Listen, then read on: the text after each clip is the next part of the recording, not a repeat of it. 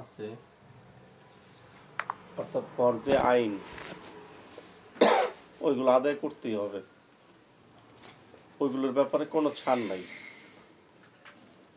যতক্ষণ পর্যন্ত শক্তি সমর্থ থাকে। যত ফরজ কাজ আছে ফরজে আইন এগুলো শক্তি সমর্থ থাকা অবস্থায় ছাড়া জায়েজ নেই, করতেই হবে। যেমন নামাজ, এটা কোনো সময় মাফ নাই। রোজা, এটা মাফ নাই। জাকাত, এটা মাফ নাই। হজ যদি ফরজ হয় কারো উপর, এটা কোনোভাবেই কি নাই, মাফ নাই। ওরকম ভাবে ফরজ এলেম, এটাও মাফ নাই। নির্দিষ্ট একটা পরিমাণ এলেম অর্জন করা সবার জন্য ফরজ, এটা কখনই মাফ নাই। মুফতি মাওলানা হওয়া, মুহাদ্দিস হওয়া সবার জন্য কি না, ফরজ না। মুফতি হওয়া, মাওলানা ফরজে কেফায়া, এলাকার এক দুজন হইলে সবার উপর দায়িত্ব মাফ হয়ে যায়, ফরজে কেফায়া এটা। কিন্তু ফরজ পরিমাণ এলেম অর্জন করা এটা ফরজে আইন। এজন্য ফরজিয়াত এলেম এটা জরুরি, এটা ফরজ। আর এর জন্য কোনো পন্থা অবলম্বন করা ওইটাও ফরজ। এরকম ভাবে আত্মশুদ্ধি করা এটাও ফরজ, আত্মশুদ্ধি করা ফরজ। যেহেতু কোনো একজন শায়েখের সাথে সম্পর্ক রেখে মেহনত করা ছাড়া আত্মশুদ্ধি হয় না, এই জন্য কোনো একজন শায়েখের সাথে ইসলামী সম্পর্ক করাও ফরজ। অজু, এটা ছাড়া নামাজ হয় না, এই জন্য অজু করাও কি ফরজ।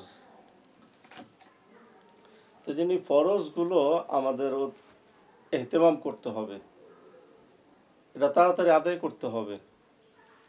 কিন্তু আফসোসের বিষয় হলো আমরা বিভিন্ন বিষয়ের একটা টাইম ঠিক করি, এটা শরীয়ত পক্ষ থেকে দেওয়া হয় নাই। কার পক্ষ থেকে? নিজের পক্ষ থেকে। যেমন হজের ব্যাপার, অনেকেরই হজ ফরজ, অনেকেরই হজ ফরজ। যে বছর ফরজ ওই বছরই করা উচিত, যে বছর ফরজ ওই বছরই করা উচিত। অনেক আলেমদের, ইমামদের মতে যখন হজ ফরজ হয়, যে বছর হয়েছে ওই বছরই হজ করতে হবে, দেরি করা যাবে না। অবশ্য কোনো কোনো ইমাম যার উপর ফতোয়া যে না পরে হইলেও হবে, কিন্তু আদায় না হলে সবার মতে গুনাহগার। আমরা অনেকে কি করি, মেয়ে দুইটা বিয়া দিয়া নেই তারপরে হজ করবো, এর আগে হজ যাবে না। সে 50 বছর হয়ে নেব, তারপরে কোনো শায়েখের কাছে বায়াত হয়ে আত্মশুদ্ধি করে ফেলবো, এর আগে আর হবে না।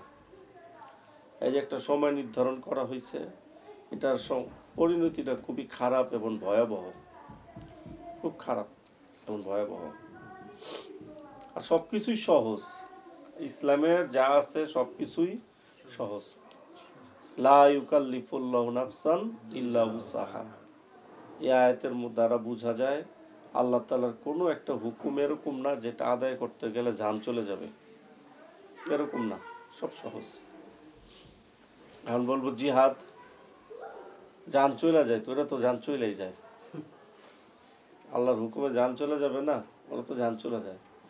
হযরত আলী রাদিয়াল্লাহু তাআলা আনহু বলতেন যে ভাইও দেখো, মৃত্যুর যন্ত্রণা খুব কঠিন, মৃত্যুর যন্ত্রণা সবচেয়ে কঠিন, মৃত্যুর যন্ত্রণা অনেক বেশি, অনেক বেশি কঠিন। অতএব তোমরা যদি চাও যে মৃত্যুর যন্ত্রণা না হোক, তাহলে আল্লাহর রাস্তায় জিহাদে যাও। কারণ মানুষ যখন জিহাদের মধ্যে আহত হয়, মৃত্যুবরণ করে, তখন একটা পিঁপড়ার কামড়ের মতো কষ্ট হয়, এর বেশি হয় না।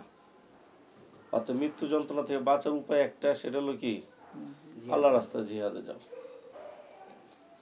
এরকম ভাবে অন্যান্য আমল আছে, প্রত্যেক ফরজ নামাজের পরে আয়াতুল কুরসি পড়লে মৃত্যুর যন্ত্রণা হয় না। সব সময় জিকির আজগারের মধ্যে থাকলে মৃত্যু যন্ত্রণা হয় না। এক বুজুর্গ ছিলেন,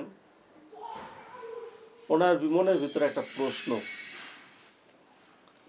সেটা হলো হাদিস শরীফে আসছে দিনদার মুত্তাকি পরহেজগার যারা, এরা মৃত্যুর সময় কোনো কষ্টই পায় না। আর কোরআন শরীফ আছে কুল্লু নাফসিন যায়িকাতুল মাউত, প্রত্যেক প্রাণী মৃত্যুর স্বাদ ভোগ করতে হবে। দুইটা দুই রকম হয়ে গেল না। ওয়াকিলা মান রাক ওয়ালতাফাতিস সাকু বিসাক ইলা রাব্বিকা ইয়াউমাইযিনিল মাসাক। এক হাঁটু আর এক হাঁটুর সাথে গিরার সাথে ঘষতে থাকবে, মৃত্যুর যন্ত্রণা এত হইব, এত হবে। কোরআন শরীফে আসছে মৃত্যুর যন্ত্রণার কথা, আর হাদিসে আসছে মৃত্যুর যন্ত্রণা নাই। এমন মৃত্যু হবে মুমিন ব্যক্তিদেরকে যেমন ভাবে খামির আটার থেকে চুল বের করা হয়। দুইটার মধ্যে তো মিল নাই। অনেক দিন যাবত ওই বুজুর্গ দোয়া করতেছে, আল্লাহ এই পেঁচটা ছুটে দাও। তা একদিন রাত্রে স্বপ্ন দেখলেন হুজুর সাল্লাল্লাহু আলাইহি সাল্লাম, আল্লাহ রসুল বললেন তোমার এই প্রশ্নের জবাব সূরা ইউসুফে আছে। তুমি সূরা ইউসুফ পড়লো, ইউসুফে তো মৃত্যুর কোনো কথাই নেই, পুরোটা হযরত ইউসুফ আলাইহিস সালামের একটা ঘটনা, আর শেষের দিকে দাওয়াত ও তাবলীগের কিছু ফজিলত, আর কিছুই নাই সূরা ইউসুফে। পুরা ইউসুফ বারবার পড়লো, কারণ আরো প্যাঁচ লাগলো। যাও একটা প্যাঁচ ছুটার জন্য সূরা ইউসুফের আমল পাইলাম স্বপ্নে, কারণ এটা পড়ে তো আরো প্যাঁচ লাগলো। অনেক বুজুর্গের কাছে গেলেন, গিয়ে বললেন যে আমার ভিতরে এমন একটা সংশয় ছিল, তো সূরা ইউসুফ পড়তে বলছে আল্লাহ রসুল। সূরা ইউসুফে তো মরার কোনো আলোচনাই নেই, মনে তো সব হযরত ইউসুফ আলাইহিস সালামের ঘটনা। একমাত্র সূরা ইউসুফ যাকে উত্তম ঘটনা আল্লাহ তাআলা বলছে, এমন এমন একটা সূরা যে এখানে শুরুতে শেষ পর্যন্ত ঘটনা আছে। এছাড়া পবিত্র কোরআন কারো ঘটনা, মানে কোনো নবীর ঘটনা কোনো সূরায় বিস্তারিতভাবে শুরুতে শেষ নাই। একমাত্র সূরা ইউসুফের মধ্যেই হযরত ইউসুফ আলাইহিস সালামের ঘটনা শুরু থেকে শেষ পর্যন্ত আছে। তো ওই বুজুর্গ বলেন, আরে বুঝেন নাই, সূরা ইউসুফের মধ্যে আসছে যে মহিলারা যখন ইউসুফ আলাইহিস সালামের সৌন্দর্য দেখছে তখন নিজেদের হাত কেটে ফেলছে লেবু কাটার বদলে। লেবু কাটার বদলে লেবু বা আপেল কাটার বদলে নিজের হাত কেটে ফেলছে। পরে যখন ইউসুফ আলাইহিস সালাম সরে গেছে তখন তারা হুঁশে আসছে, আরে নিজেদের হাত কেটে ফেলছে। এর দ্বারা বোঝা যায় মৃত্যুর যন্ত্রণা হবে, কিন্তু নেককার লোকদের সামনে জান্নাতকে প্রকাশ করা হবে। সে জান্নাত দেখতে থাকবে, এর মধ্যে জান কবজ হয়ে যাবে। যেই কষ্ট হওয়ার কথা ওই কষ্ট তো হবে, কিন্তু সে টেরও যাবে না। এজন্য সবসময় জিকিরের হালতে থাকা চাই, সব সময় যে কোনো সময় জিকিরের হালতে থাকা চাই। আর সবচেয়ে বড় কথা হলো যখন মানুষ খুব বেশি বেশি জিকির করে তখন মনের ভিতরে একটা জোর পায়, মনের তো একটা শক্তি পায়, তার সব কাজের মধ্যে তখন বরকত হয়। কারণ তার মনের ভিতরে একটা বল আসে যে আল্লাহ এটা কইরা দিব, এটা হয়ে যাবে, এটা না পারার কোনো কারণ নাই, না হওয়ার কোনো কারণ নেই। একটা আলাদা একটা জোর পাইতে থাকে সে প্রতিনিয়ত। আর যখন মানুষ জিকিরের কমি করে, তেমন একটা জিকির করে না, তার মনের ভিতরে সংকুচিত পয়দা হইতে থাকে, এমনকি মনের ভিতরে একটা দুর্বলতা পয়দা হয়ে যায়। প্রত্যেকটা কাজের ভিতরে একটা আতঙ্ক খুঁজে পায় সে, একটা আতঙ্ক লাগে, সব জায়গায় একটা আতঙ্ক আতঙ্ক ভাব। মসজিদের মধ্যে আতঙ্ক আতঙ্ক ভাব, রাস্তাও একটা আতঙ্ক আতঙ্ক ভাব। আর মাসনুন দোয়া, কোরআন তেলাওয়াত, জিকিরের ইহতিমাম থাকলে সব জায়গায় একটা শক্তি পাওয়া যায়। এটাই বলছে আল্লাহ পাক যে অবস্থা রাখেন তার উপর সন্তুষ্ট থাকা।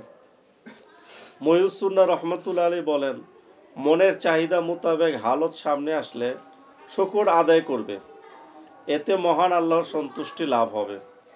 আর মনের বিপরীত অবস্থা সামনে আসলে ধৈর্য ধারণ করবে, এতেও মহান আল্লাহর সন্তুষ্টি লাভ হয়ে যাবে। কাজেই মোমেন ব্যক্তি সর্ব অবস্থায় উপকারের মধ্যেই থাকে, উপরের অংশ তার, নিচের অংশ তার। জালালউদ্দিন রুমি রহমতুল্লাহ বলেন, যখন কবজের হালত সামনে আসবে, অর্থাৎ মনের মধ্যে বিষণ্ণতার ভাব দেখা দিবে, ওই বাতিনি অবস্থাকেও নিজের জন্য উপকারী মনে করবে। উপকারী মনে করে তখন মনটা তরুতাজা খুশি হয়ে যায়, কপালে অসন্তুষ্টির ভাঁজ পড়বে না। তিরমিজি শরীফের এক বর্ণনায় আছে যে রাসূল আকরাম সাল্লাল্লাহু আলাইহি সাল্লাম ইরশাদ করেন, বনি আদমের সৌভাগ্য এটাই যে সে আল্লাহর ফায়সালায় সন্তুষ্ট থাকবে। এই জন্য পটিয়া মাদ্রাসায় এক বুজুর্গ ছিলেন, হযরত আলী আহমদ বোয়ালবী সাহেব, বোয়ালি হুজুর বলতেন। উনি প্রায় শোনাতেন, রেজা বিল কাদা সবসে মজা, রেজা বিল কাদা সবসে মজা।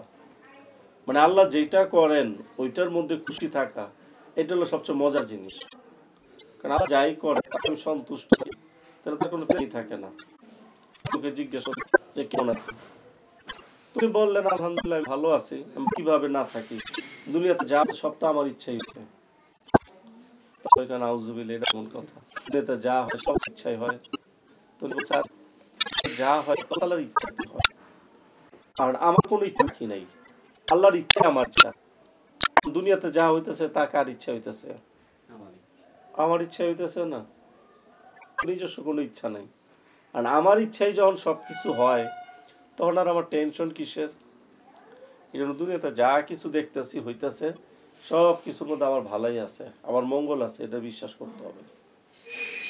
কি ভালাই কি মঙ্গল এটা আল্লাহ তাআলা ভালো জানেন, আমি ভালো জানি না, কারণ আমার জ্ঞান কি সীমিত।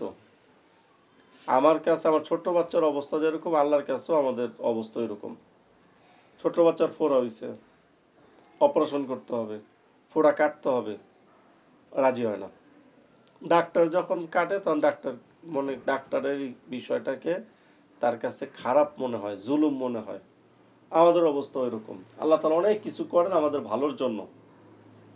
এরকম অনেক নমুনা আছে, বিপদে পড়ার পরে দিনদার হয়েছে, এরকম অনেক লোক আছে, বিপদে পড়ে দিনদার হয়ে গেছে। দিনের সাথে কোনো সম্পর্ক ছিল না, কি একটা বিপদে পড়ছে, পুরা দিনের উপর এসে গেছে। কি 111 বলে না, আমাদের বাংলাদেশে অনেক মন্ত্রী এমপি ওই 3 চিল্লার সাথী। অবাক হয়ে গেলাম কেমনে, বলে ও যে 111 সময় ওই 111 অনেকেই 3 চিল্লা দিছে।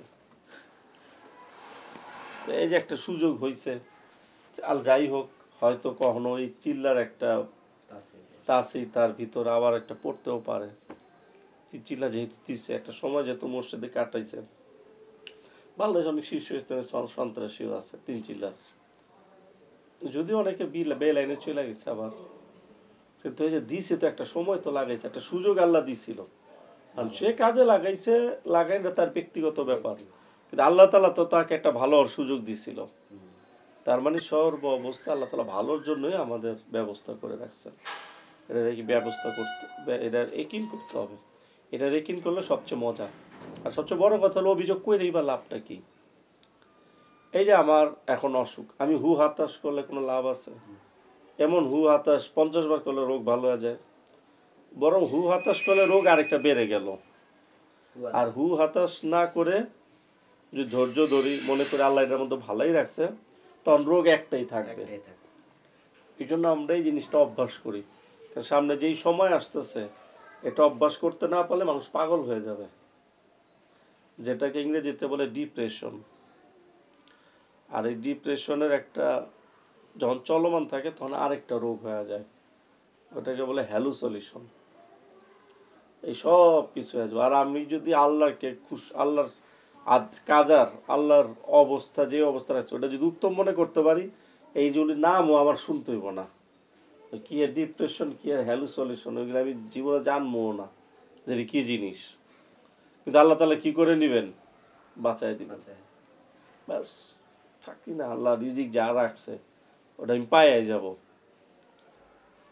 ইন্না নাফসা লান তামুতা হাত্তা তাস্তাকমিলা রিজকাহা। একজন মানুষ ততক্ষণ পর্যন্ত মৃত্যুবরণ করে না যতক্ষণ পর্যন্ত সে তার রিজিককে শেষ না করে। ইমাম গাজালি রহমতুল্লাহ বলছেন, আমার রিজিক যদি এটা পাহাড়ের মাথার উপরে থাকে, ওই রিজিক আমার কাছে মুখের ভিতরে অবশ্যই আসবে।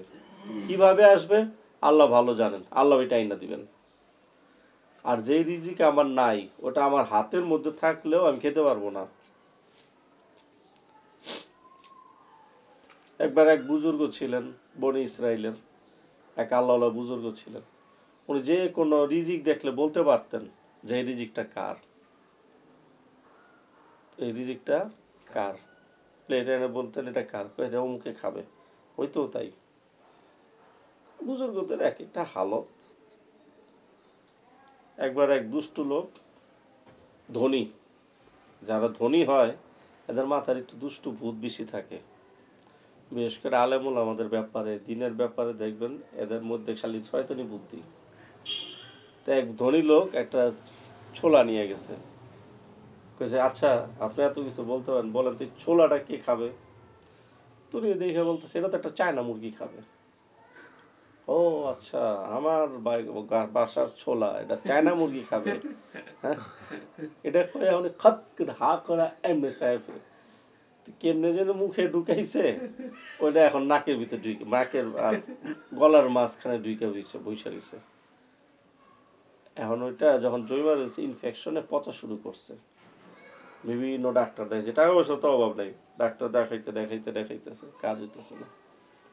শেষে একজন বুদ্ধি দিল যে আপনি এই দেশে হবে না, আপনি চীন দেশে যান, চীনে যান। ওই সময় চীনে ভালো চিকিৎসা হইতো, কিন্তু সবসময় উন্নত। আসলে ইতিহাস পড়লে যারা বুঝি আমরা, সবসময় এটা কি চীনটা উন্নত। জাপানে ওই একটা যুদ্ধের পর কিছু সমস্যা হয়েছে, নাহলে উন্নত।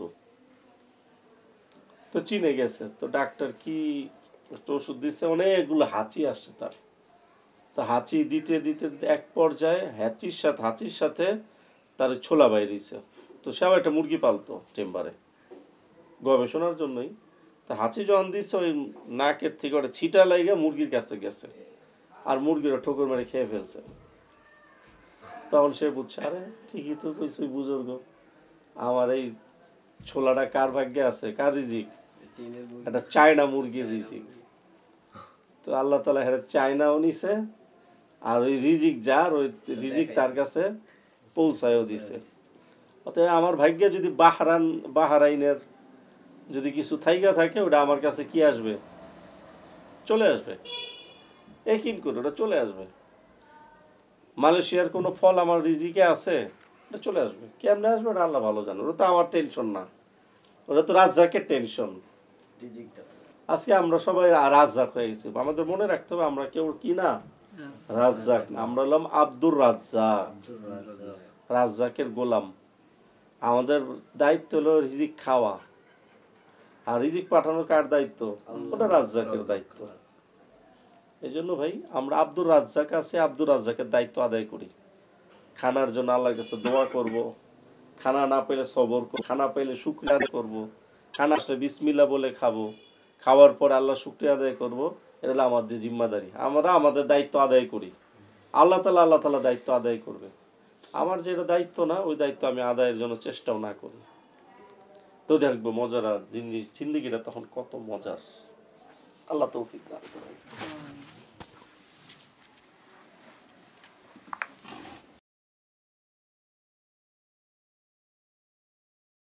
اللهم اهدنا الصراط المستقيم، اللهم اهدنا الصراط المستقيم، اللهم اهدنا الصراط المستقيم.